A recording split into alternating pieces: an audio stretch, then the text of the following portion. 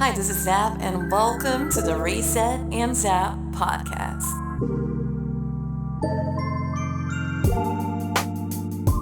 I just need a reset. No, it's not enough to press pause. I think I need a reset. I need a reset. Give me a reset.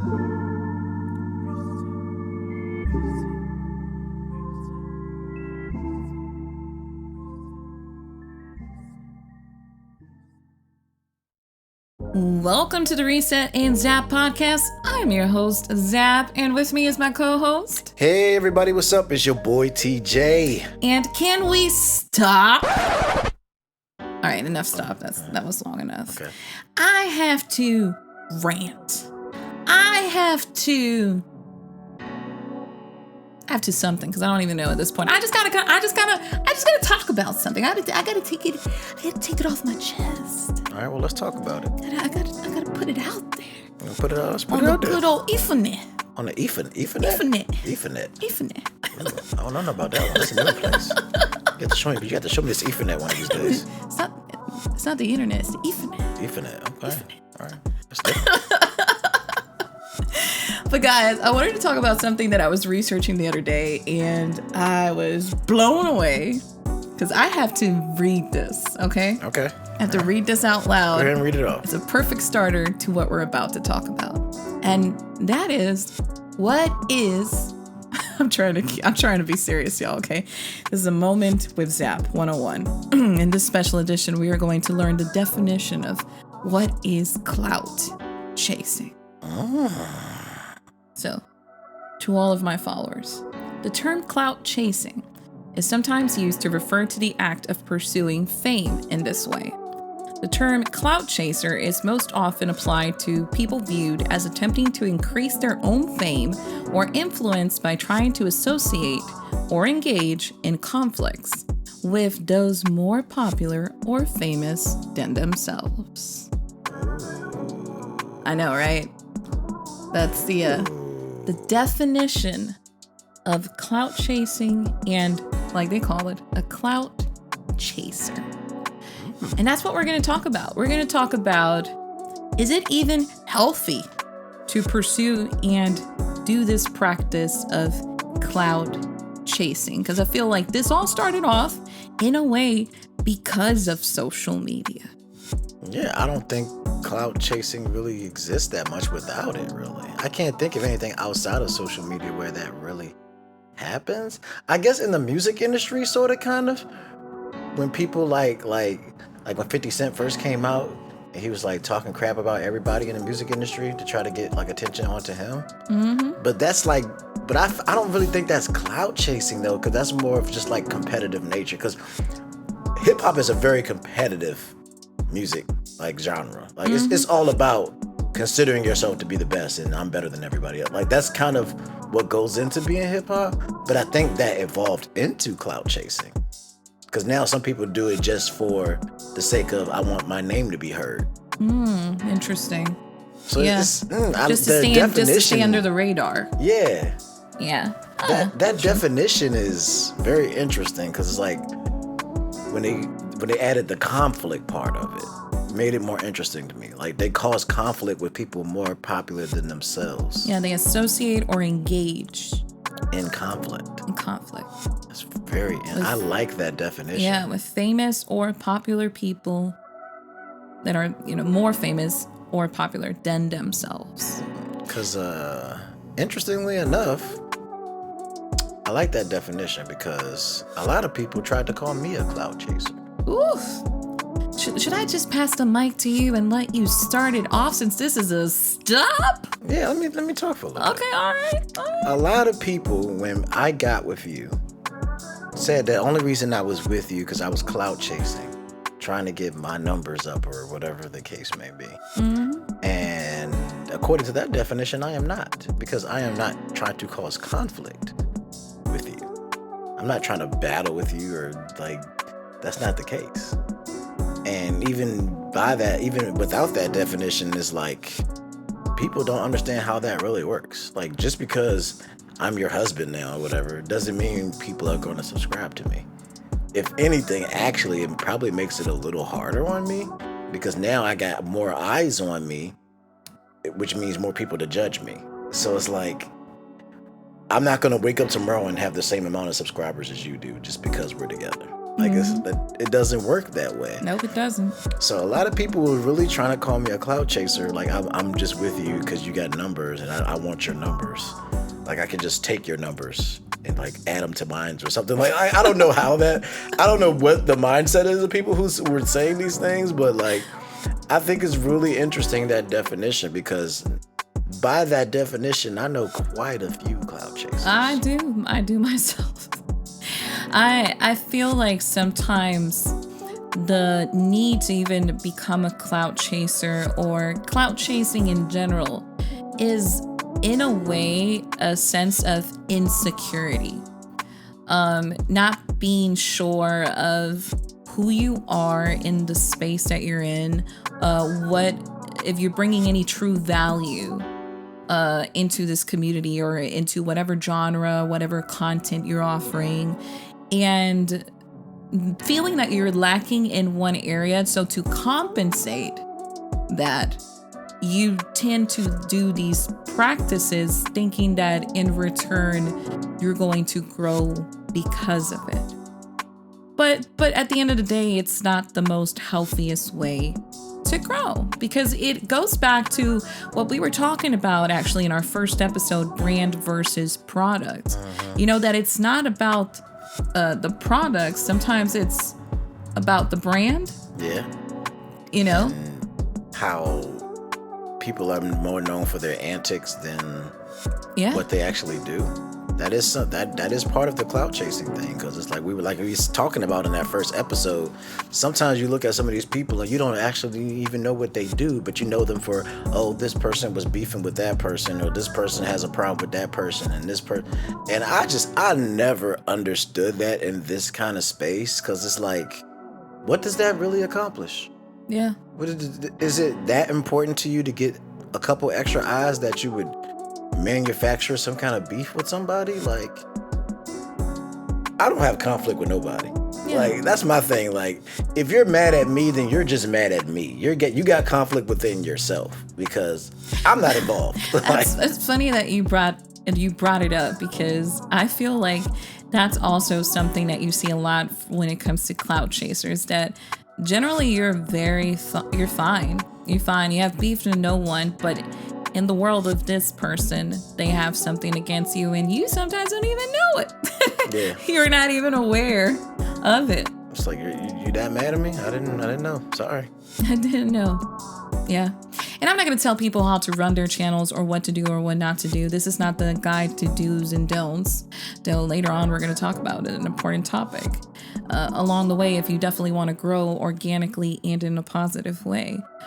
But there are channels that are dedicated to just trash talk or belittle other people with very little to no facts or information. Yeah.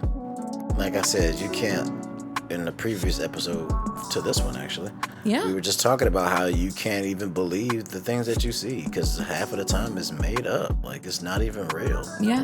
Like, people will, oh, this person and this person don't like each other, and they might not even know each other. Oh, yeah.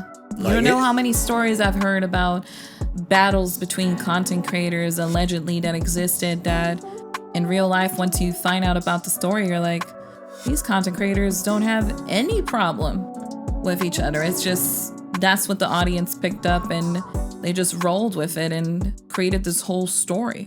Yeah, and people will drag you into something that has nothing to do with you. Oh, yeah. Like, so often, like, it's crazy how many people, like, they follow a certain content creator or a certain artist or whatever, and because somebody else does something similar to them, they automatically hate that person. Or so now it's a beef between the people that like the people, but not the actual people themselves. Mm-hmm. I don't know, man. Yeah. It's confusing to me. Which is perfect now, because we're going to our reset, the most important segment, what created the Reset and Zap podcast. Reset. It's reset time, because we're going to talk about content creator morals and ethics.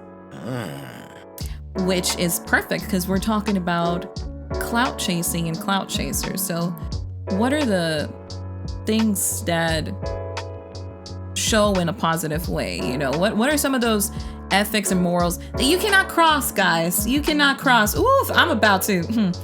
As a matter of fact, let me start this off, you know, because I've been content creating for a very long time.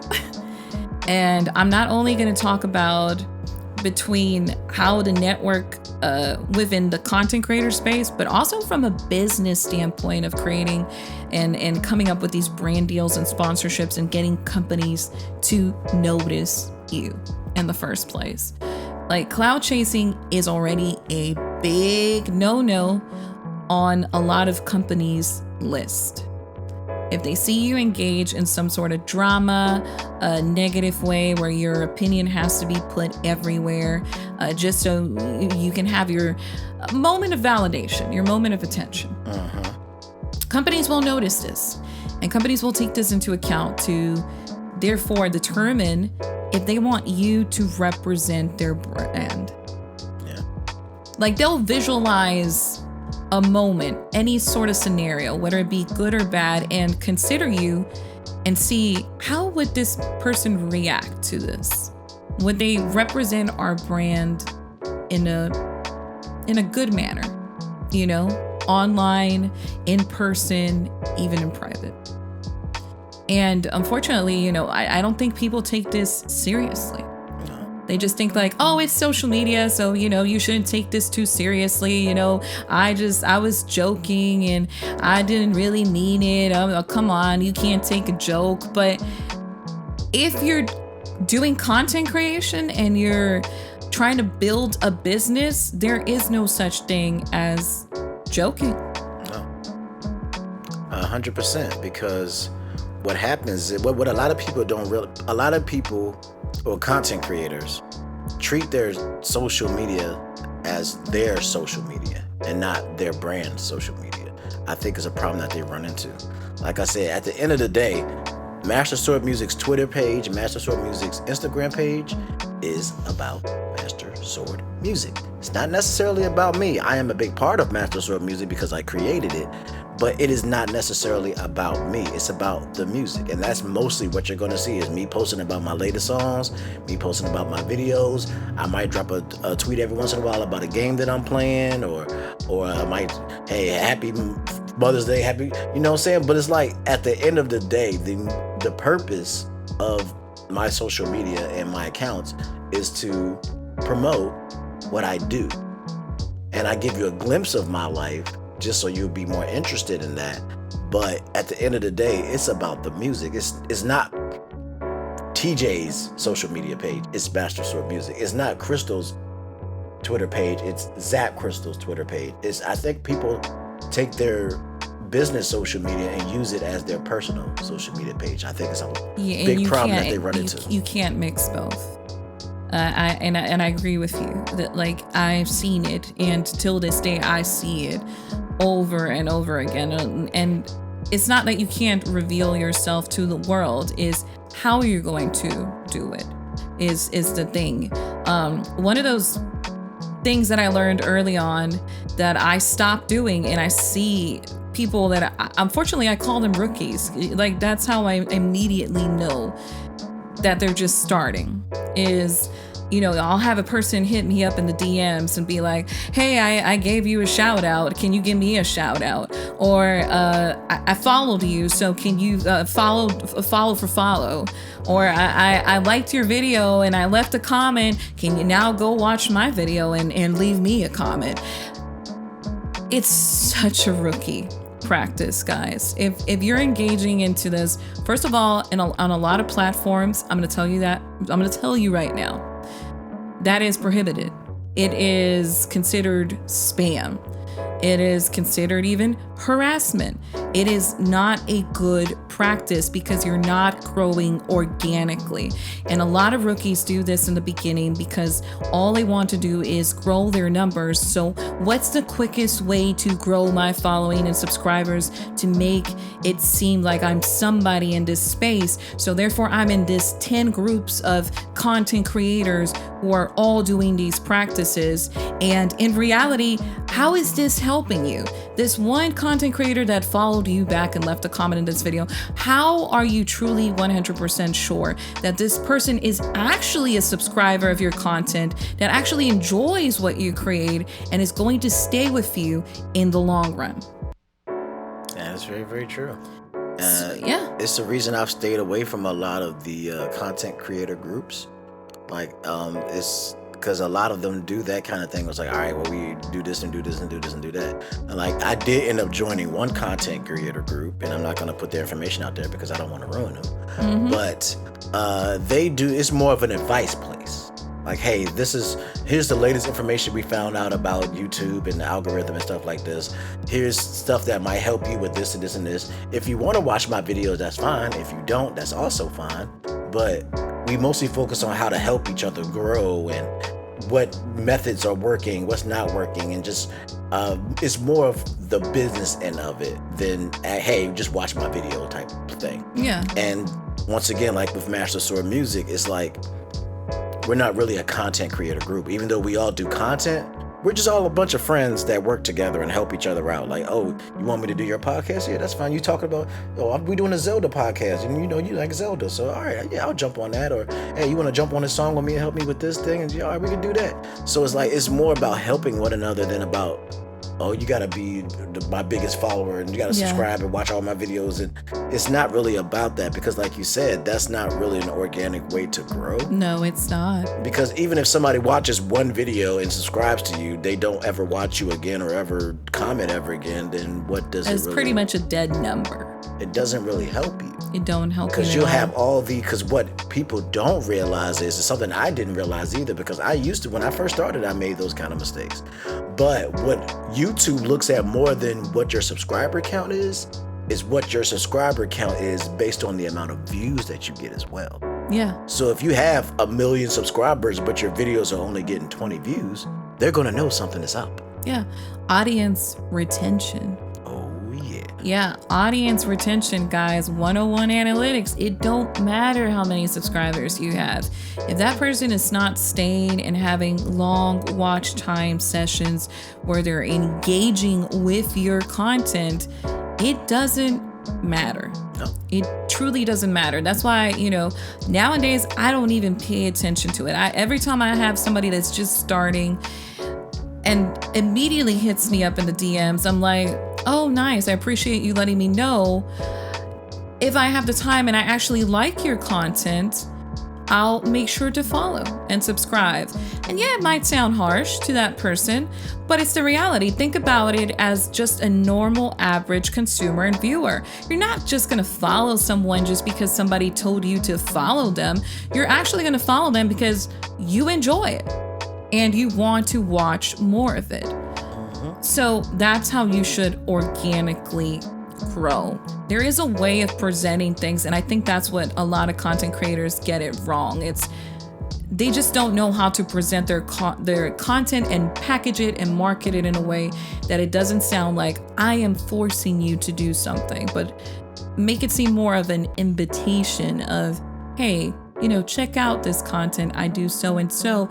And hey, if you happen to like it, then, it really would help if you decided to follow and subscribe. And I actually appreciate the support. There's a way of inviting people to consume your content. So that's one of those big no-nos. And another thing when it comes to morale and ethics, I will tell you, I thought this way for a very long time. And now that, I'm into over 6,000 subscribers, I know for a fact to not do that.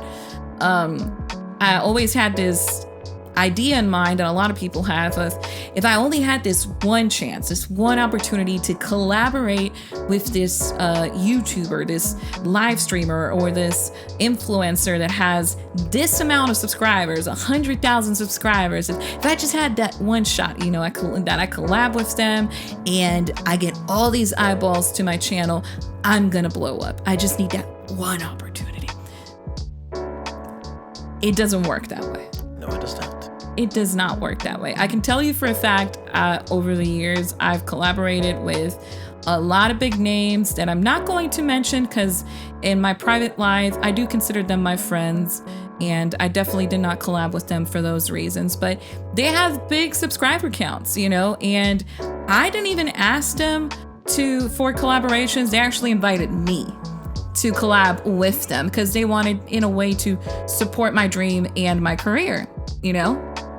And when I collabed with them, I was overwhelmed because I knew that, one, I was going to have all these eyeballs, but was my content on the par, quality-wise, to what this person does? So glad you said that.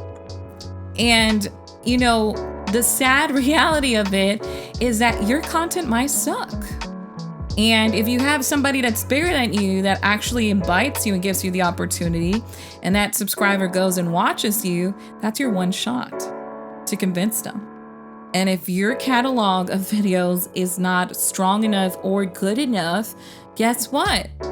They're not going to watch you anymore. Yeah. And it was not worth your time to even collab with this person. If that was the reality of it, I would have had right now 100,000 subscribers by now. And the truth is, I don't.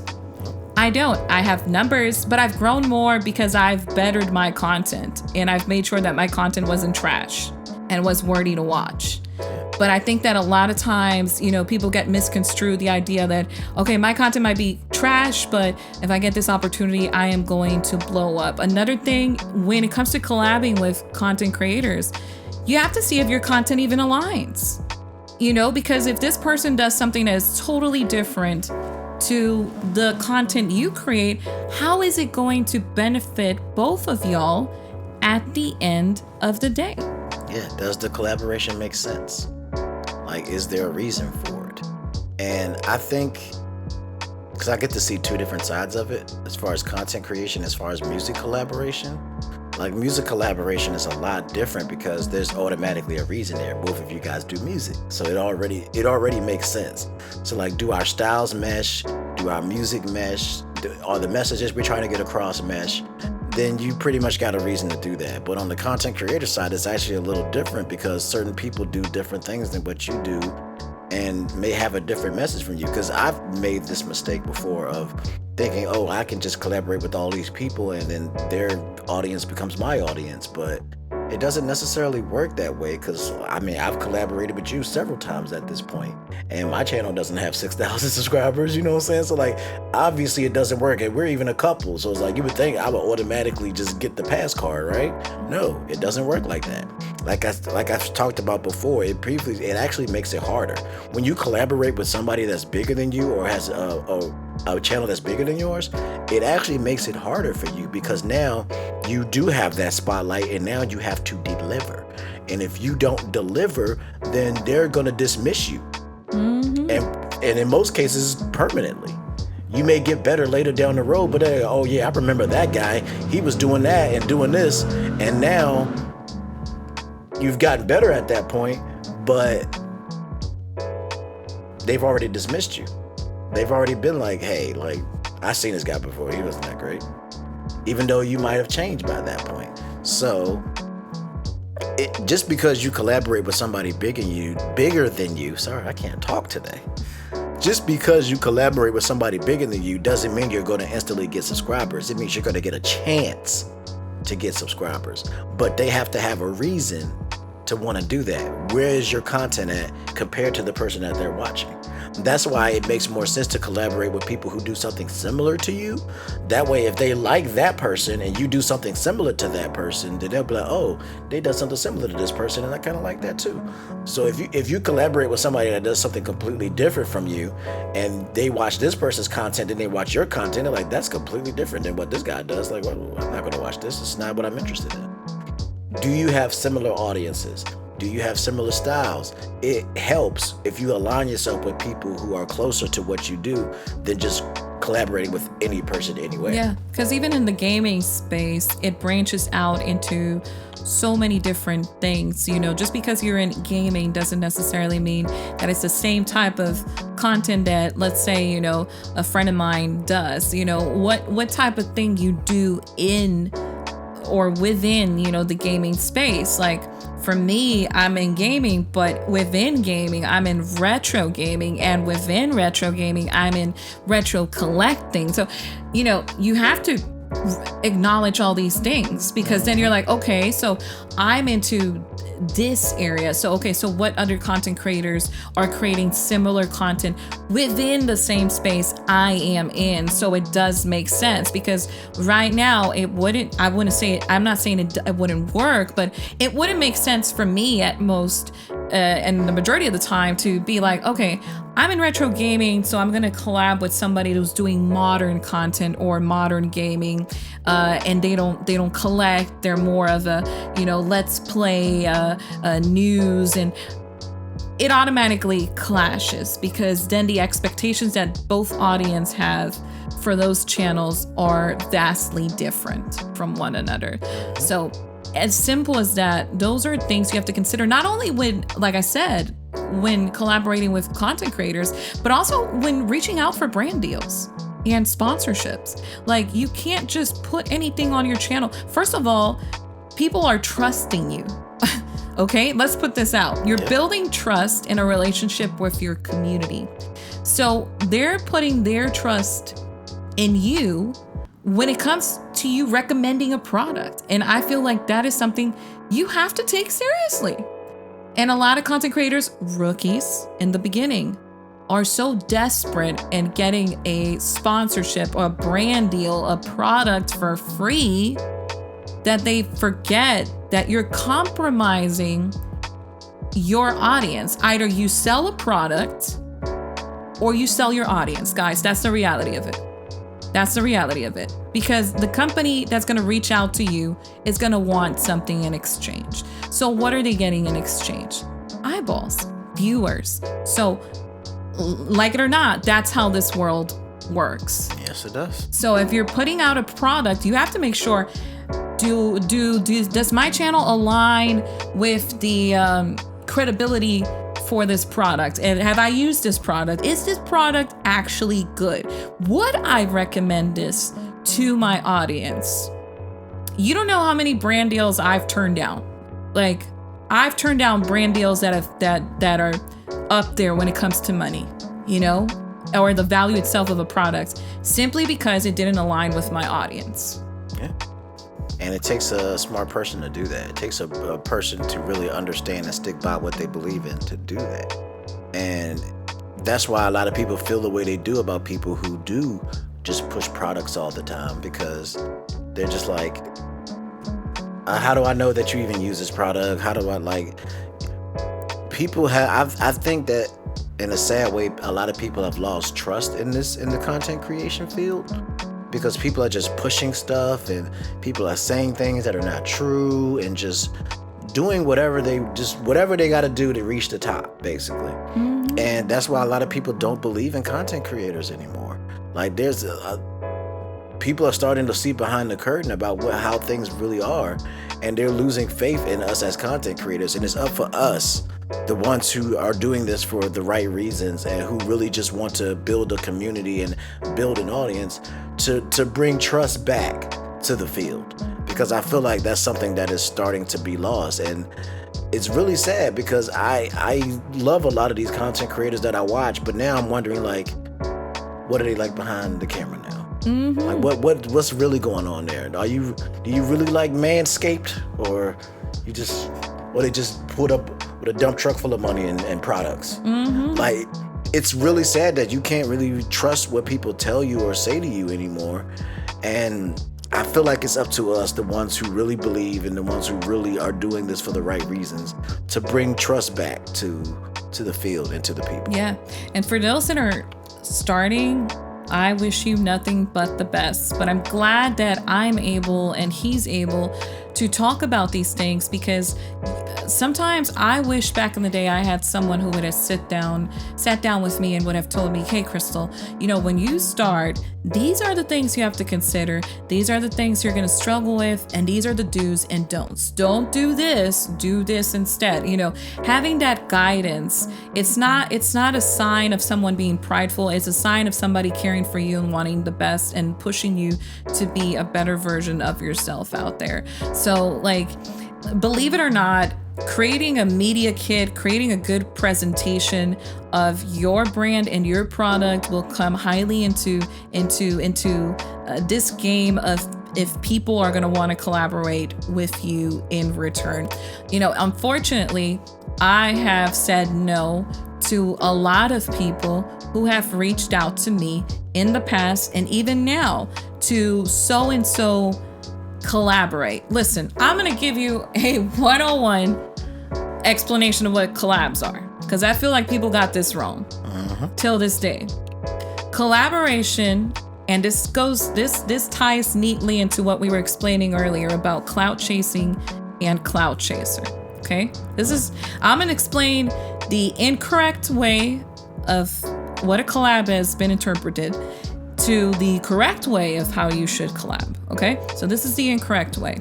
The incorrect way is, let me find someone who has a bigger sub count than me, who's just doing it, knows what they're doing. I have this amount of subscribers. I'm still learning. My content is not great. So all I'm going to do is I'm going to ask this person to be on my channel. Okay, I'm going to ask this person to be on my channel. I'm going to ask this person to collab with me. We're going to do a collaboration. And when I promote, I'm going to expect this person to promote me. Just put me out there, put me on social media, bombard me on all of their timelines, grab all of their viewers. Those viewers are going to stay with me. And I made it. That is the incorrect way of collaborations. All you're going to get is closed doors and people not wanting to have to do anything with you. They're just not going to want to do anything with you, period. Now, the correct way of collaboration, which a lot of people don't like to hear this, but it's the truth if you're going to jump into this journey, is before you even contact this content creator, first of all, like we said earlier, evaluate and study their channel. Do you actually know this person? Let's start by that. Do you actually know what this person does for a living? Yeah. What type of content do they do? Do you enjoy it? Do you actually subscribe to what they do for a living? Do they align to your way of seeing life, to your moral, to your ethics, to what you do and how you handle yourself with your brand? Let's start off by that. If that checks off your boxes, okay, do you guys share similar sub counts? Do you guys share similar following? Do you guys have something to offer both to the table? So if I reach out, which I've done, I reach out to a friend of mine and I'm like, okay, you do this type of content. I do this type of content. We're both, pretty similar in what we do. I feel like we're both in a certain level that we both have discipline. We both know our work ethics. We know, we're very responsible and we work in a timely manner and we know what's up. We can understand each other because we know how to work. And then number two, I'll be like, okay, so we're both going to collab, but how is this collab going to be done? It's not a one video on one person's channel. It's 2 videos, guys. One video is going to go on one content creator's channel. The other video is going to go on the other content creator's channel.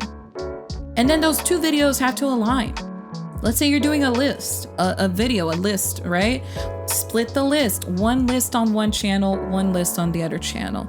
And then, you know what you do? You interconnect both videos. You'll be like, okay, on this day at this time, we're both dropping the video at the same time. We're both promoting those videos. And then we'll be like, hey, in this video, hey, I mentioned this list, but guess what? If you want to find out about the other half of the list, why not visit so-and-so channel, check their video out. And then the same thing is going to happen on the other side. And guess what? We're both benefiting because we're both sharing our audience. They're interchanging, they're watching both content creators, and in exchange, we're helping each other grow.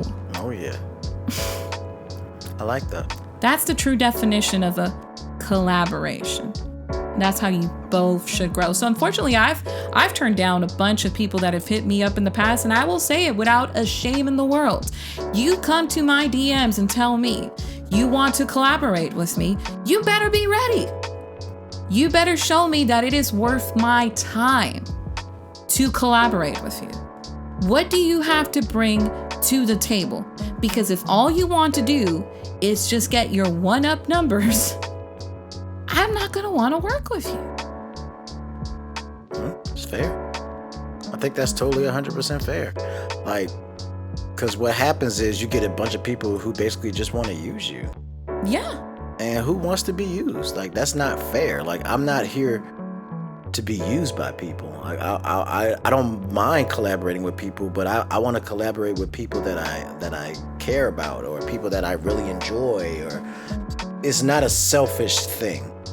Like, I want to collaborate with this person so my numbers get bigger. Like, that's not what it's about. It's supposed to be a shared space where we both can grow together. We can build a relationship that'll hopefully go beyond just a collaboration, and we can learn something from each other. Like, it's not just about me. And I think that's a lot of problem that a lot of content creators run into. They get so one-track mind. That it's like, it's all about me, all about what I'm doing, and I don't care what nobody else is doing, and blah, blah, blah, blah, blah. And if that's how you want to be, then that's fine. But I genuinely support people that I enjoy. A lot of these people may be bigger than me or smaller than me or whatever the case may be, but I genuinely enjoy their content. I think they're good people, and I will continue to support them without expecting something in return. Like, I don't expect them to do something for me that I wouldn't do for them, or whatever the case may be.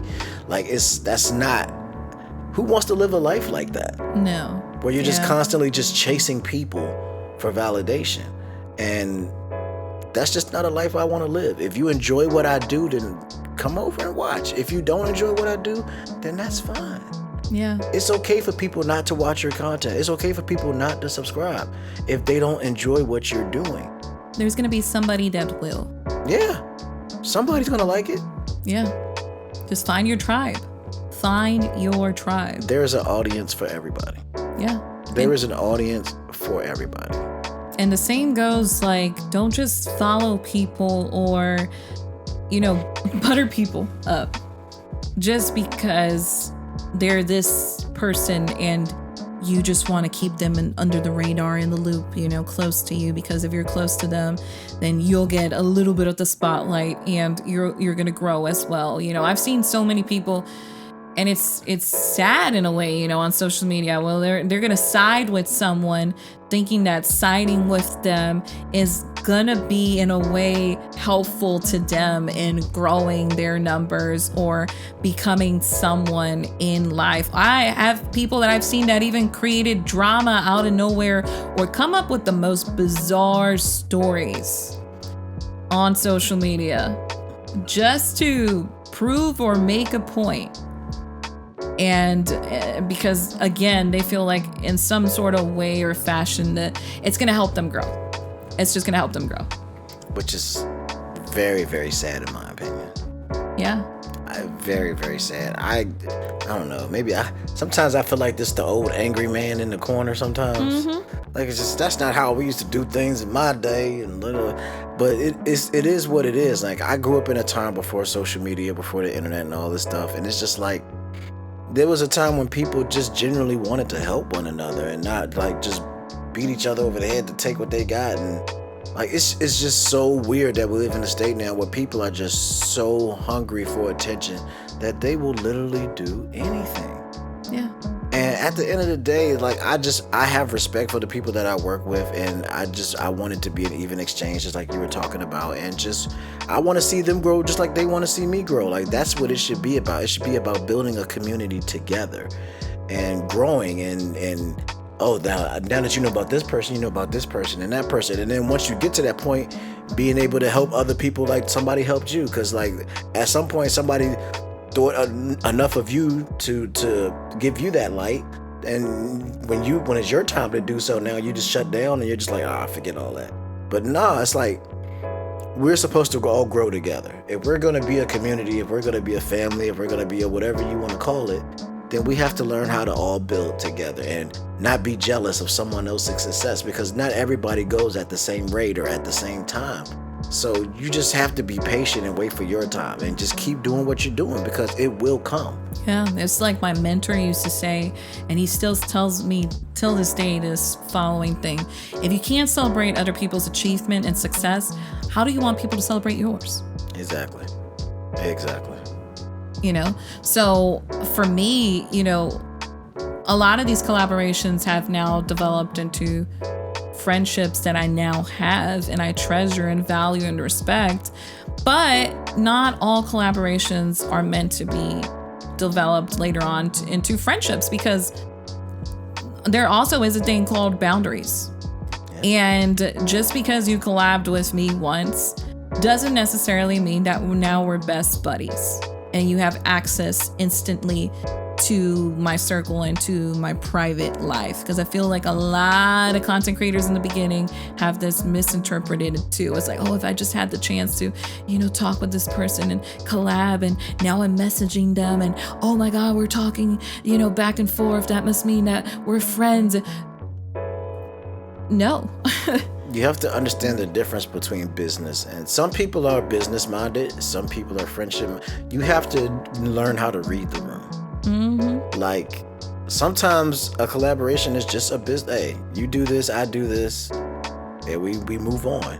Yeah. And we might work again in the future, or it might just be a one-off kind of thing, or whatever the case may be. But that don't make it more than what it is. And like I said, with the group that I've curated in Master Sword Music, that was a purposeful design.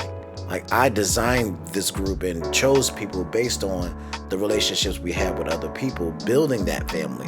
But not everybody is like that. Matter of fact, I would say what we have at Master Sword Music is actually quite rare.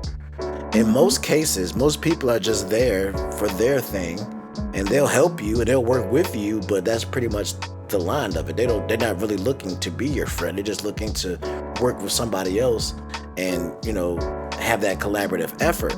But you have to understand that not everybody is like that.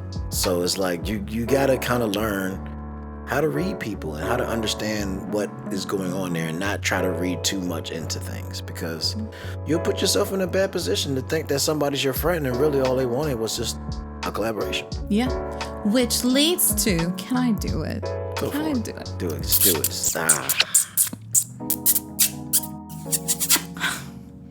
Chef kiss. Cheffy kiss. Let's talk about it. Let's give the audience, the listeners, some tips on how to do healthy networking, the correct way to network. Yeah. I would like to hear what you got to say about this, because I'm still kind of new and I'm still learning this whole thing about networking. So I've kind of just been flying by the seat of my pants pretty much. So I would love to hear someone who's a seasoned veteran. Someone who's been in the game for 6-7 years at this point. Yeah, I don't know. I've lost count. It's hard for me. Many years. Yeah.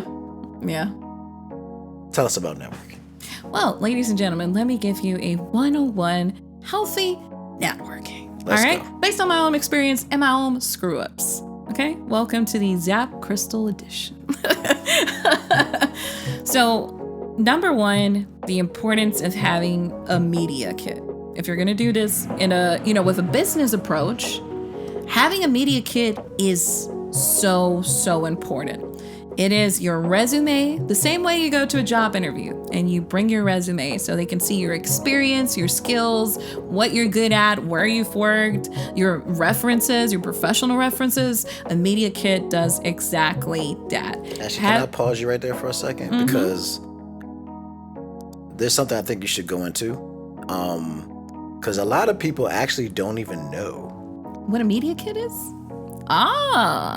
That is very true. So can you, before you go further into that explanation, explain what a media kit is? So a media kit is, like I explained, it's kind of like your resume. So basically what this kit is that it gives a brief description of who you are, what type of content you create, where you've been, if you've had any public speakings, where these public speakings were done.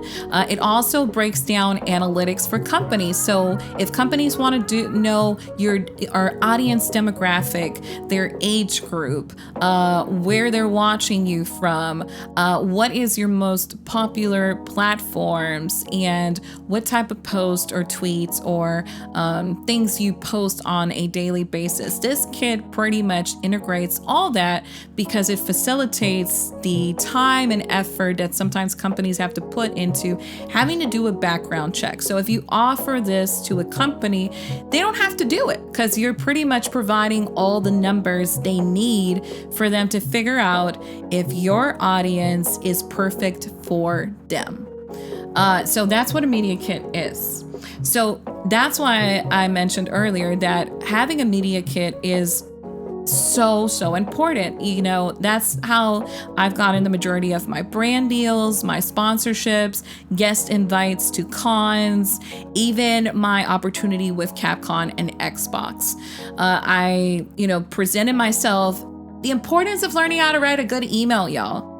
You can't talk to people the way you talk to them on Instagram or on Twitter or even like in person. You have to learn your basics of writing a good email. In this email, you must provide full information of who you are. You should provide links. You should provide your media kit. You should be inviting and ask them if they want to make any inquiries, if they want to ask you any questions, if they need more information of anything that's not provided in this media kit, to feel free to contact you and reach out to you, and that you will gladly answer anything that needs to be answered at that moment.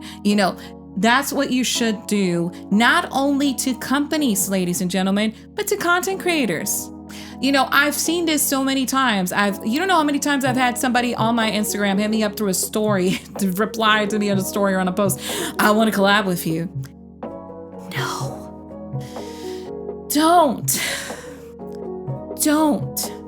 Don't tag people. Don't just tag people and say, I want to collab with you. They have an email. Go through the effort of finding out what are their links. Check their website. Check if they have a business email. Most probably, if they're a big influencer or a big content creator, they're gonna have a business email. Go look for their business email and send them a business email.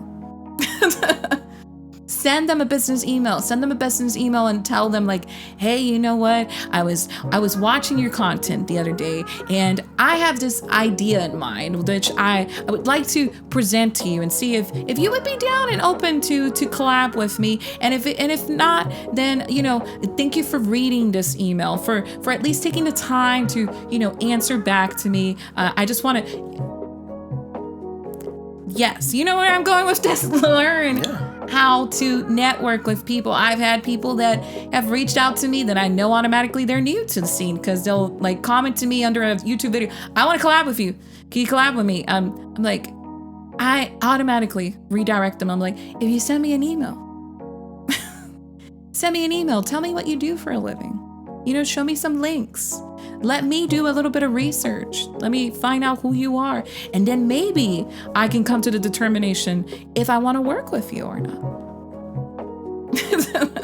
That is one of those things.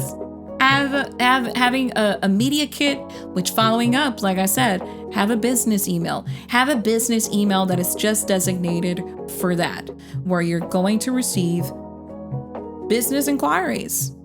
collaboration, sponsorship. You need to learn to separate your personal life from your business life, including social media. You cannot treat your business, your brand, social media account like it's your account, because it doesn't work that way. It just won't. One, it's not going to represent you well. Two, people that are actually following you closely will eventually find out the stuff you're following, the stuff you're looking at, you're commenting. They're going to find out. They're going to find out, and they're going to know if this truly aligns with your brand or not. Okay. 3, be clean in your DMs. The truth is that everything is public. So if you do reach out to a content creator, think beforehand, how are you going to message these people? Because it is as simple as screenshotting something and putting it out there for the world to see. I was about to say that. So just think about it. Think about it. Like, number one, consider the fact of, do I really need to send a DM, or can I send a business email to this person? If this person doesn't have a business email, okay, I'm going to have to DM this person. So how should I DM this person? Is this person approachable? Is this going to affect me in any sort of way? And if it checks off all your boxes, what am I even going to say? Okay, that will make this person want to respond or reply to me back. Am I being respectful enough, or am I invading that person's space? Okay. Yeah. Some good chow right here. Yeah. We eating good today, content creators. We eating good. Yeah. So it sounds simple, but it's not. There's an art behind doing these things, because if, like I said, if you're inviting, if you make it approachable for that other person, then that person most likely is going to know that you're serious about it, and that you're a person worthy of doing business with. And like I said, it's not only how you address yourself on social media, it's also how you address yourself in person. You know, if I have a responsibility, I can tell you for a fact that that's how I've always been, that I've gone to a con. I'm not there to waste their time. If they invited me as a guest, I am there to uplift and bring the best out of this event and this convention, and let them know that all of their attendees are going to have a great time with my presence integrated in this event. Okay, so therefore, while I'm at this event, I'm going to be welcoming, I'm going to be smiling, I'm going to be very approachable, ready to take pictures with people, ready to talk and just let them know, like, hey, are you having fun at the con? What are you doing? Oh, I think you should check out this table. Hey, I have a panel. Make sure to check me out at 10 a.m. I would love to have you and be a part of this panel. And I definitely, like, just be encouraging. That's what what these people at the event want to see. Therefore, they know if it's even worth their time to invite you next year as a special guest. I'm full right now. Yeah. There's so much I would like to say, but I feel like these are the most important points that I think that for anybody who's starting, and this is the last thing I'm going to pray. This might be a hot potato. I'm going to call it right now. This is hot potato. It's always good to have healthy competition. You can compete with somebody, and that's okay. What's not okay is gatekeeping. You know, there's food at the table for everyone to eat, and everyone can make it. We can all eat. We can all eat. We can all make it. We can all grow. But the moment you gatekeep someone because you think you're better than them, or because of jealousy, envy, because you truly don't enjoy their success, many other reasons, you don't subscribe to a lot of things, it's not really gonna hinder that person's growth. It's going to hinder your growth. Ooh. If y'all want more nuggets like that, you should follow us on your favorite podcast streaming platform. If you don't know what platforms we're on, I got a place you can go. Oh. It's called ZapCristal.com. ZapCristal.com. You hit that listen tab, and you'll get a list of everywhere this podcast is streamed. And you should follow us and leave some comments and ratings on your favorite platform of choice. And also on ZapCristal.com, you can find out about all things ZapCristal. Yeah. When she's streaming, when this podcast is coming back, when the videos is dropping, everything you need to know. So you should definitely do that and even sign up for that email list. Oh, yeah. Because then you'll get emails sent to, you'll get some professional business emails, like you talk about, sent to you to let you know what's going on here at Camp ZapCristal. Yeah. So we appreciate you all for checking us out. Can I do the ending? Yeah, I had a feeling that you want to do the ending. So you know what? I'm gonna let you close this for a change. Yeah. I can do it. So, but don't screw it up. Don't screw it up. Hold up. This is your moment. This is my moment. This is my time. Yeah, breathe in. It's okay. You got this. Okay. And don't forget to reset and zap for the week. Ooh, you nailed it. Oh, snap. I should let you to close more of these episodes. All right, y'all. Peace out. Thanks for watching and for listening.